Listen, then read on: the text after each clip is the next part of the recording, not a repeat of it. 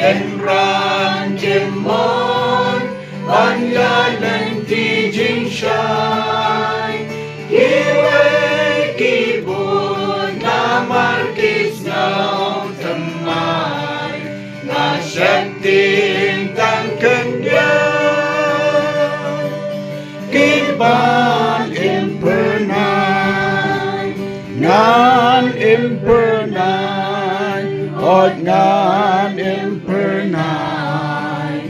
Nangan siudor Nakiway kim kengkor Ngan badit na Batke ba ijong utray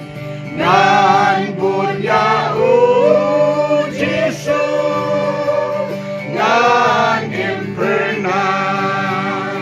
Natingan yan But Jisu lang marway Ngan singli humaw Kung ujan kang henday Ngayon bantay Karma di jong utray Isyabrang nang yan Ngan impernay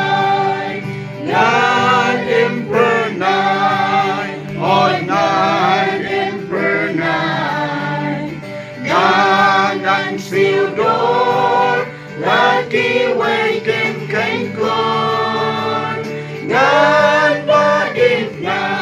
Batke ba ijong utray Ngan budya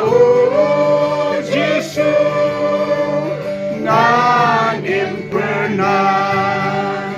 Ulang ba ipintreban badit na Tuhino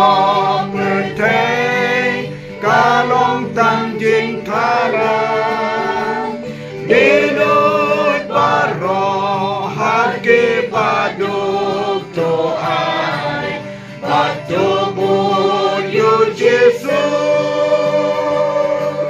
Tuyan